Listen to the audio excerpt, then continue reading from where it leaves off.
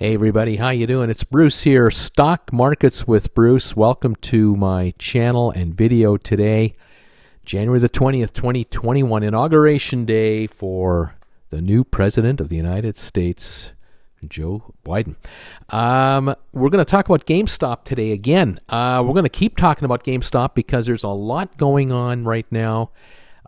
Tons of volume on the stock, lots of speculation, behind the scenes intrigue, and there's supposed to be, or there was supposed to be today, a live stream event where a short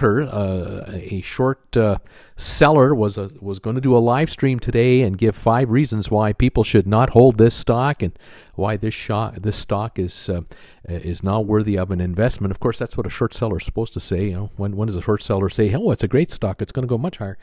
The outfit is Citron Research, run by a guy named Andrew Left. He was supposed to do a report today or some kind of a live stream, but that was postponed with respect to the fact that the timing of his live stream was to coincide with the inauguration of the new president. Not a good idea. So he decided to delay it by 24 hours. The very least thing he could do. But I wanted to use this video today to kind of go over a few of the points that he's going to try to make, I think. We'll find out what he actually has to say tomorrow. But on the street right now, there's a lot of talk, a lot of chatter about GameStop. The folks in Wall Street are talking about it. The folks on the internet are talking about it. Chat rooms everywhere. GameStop has really caught the imagination of a lot of small retail investors in the last week or so because, bottom line, in one day the stock doubled in price. It went from about $18 a share or so, $19 a share, up to $38, and has since gone even higher. As a matter of fact, yesterday, for a short period of time, the shares broke into the $45 neighborhood, and the talk, of course, is that we are basically at the beginning stage of a short squeeze. This is not the end of a short squeeze. It's not the middle of a short squeeze. These are the early innings. This stock has slowly been, well, maybe not slowly, but has been steadily rising in price from last fall when it was in the $4, $5, $6 range, and then just by around November it got into that $8, $10 neighborhood and faltered a little bit, got a little higher, faltered. You can see the chart here for the last week, as I've been talking about on the far left on the 13th of January. It was down in the 18-20 range, and then it popped up. Here's a chart coming up for, I believe, the last month. Here we go. You can see on the far left, under $20 a share on the 21st of December, and then all through January. Here we go. This stock is not looking to come down. If you're looking at that chart there on the far right, it doesn't look to me like it's backing off, certainly not as fast as it came up. And you can see here from 2020 to through 2021 how quiet and low the stock was. Had a couple little blips, but didn't go very far. And then September, October, November, look at that. And here we are now in the 38 range again. The short sellers would like you to believe that the company's in big trouble. The company's in financial straits, dire straits. It's not. This chart here will show you, as I've shown this one before, from 2002, 4, 6, 8. This is the number of shares shorted in percentage terms against how many shares are free trading. And in the 20-40% range is where this chart had been until the last year or so, when the short sellers really got aggressive and they really tried to bury the pricing of the stock by just pounding the sell side. The problem is there were buyers waiting for them. All of those short sales, 70 million shares, have been picked up.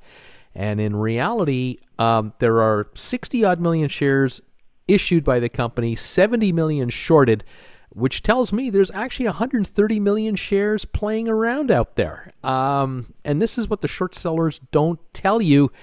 The bottom line is, at even $38 a share right now, there are 130 million shares held by long investors, people who think the shares are going higher in price.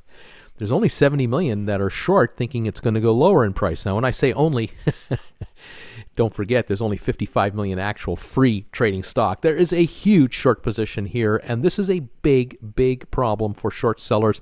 They don't want to admit it, but the bottom line is that each day that goes by, more investors are coming in to buy the stock. They want these gaming systems you're seeing right here. We may have just had the holiday season come and go, but this new Sony system and the system from Microsoft, the Xbox, they're going to continue to sell very briskly all year long. There weren't enough of them available at Christmas time. This gentleman right here, Mr. Cohen, he owns 13% of the stock. He's not selling. He only spent $70 million to get his position. The guy is worth billions of dollars. He's only got 70 million into the deal. He could theoretically buy just as much more if he wanted to. He could do a private placement anytime he wants to. If he wanted to put 100 million cash into the treasury of this company, he could do an offering at market from the treasury. Not a problem. I suspect that if GameStop were to go to the street, to the brokerage firms, they would have a bunch of brokerage firms lined up to say, yeah, we'll issue 10 million shares for you to our clients. We can easily dump off 10 million shares at, say, $40 a share. There's 400 million cash for you. That would literally wipe out all the debt they have in 1 microsecond of time. This stock, I think, is going to go much higher. We're going to follow this. We'll see what happens tomorrow when the folks at Citron have their little spiel, but I don't think it's going to matter. You're not going to scare 130 million shares of selling into the market. It's just not going to happen. I think we go higher. There might be the odd blip here and there, but long term, this short squeeze is going to go for a long time, and it could go for quite a run. So stand by, hang on to your hats. We'll keep you posted. Thanks for joining me today, everybody. And we'll talk to you next time. Stock Markets with Bruce. Please subscribe today. Hit that bell notification icon and throw me a thumbs up. We'll talk to you later. Bye for now.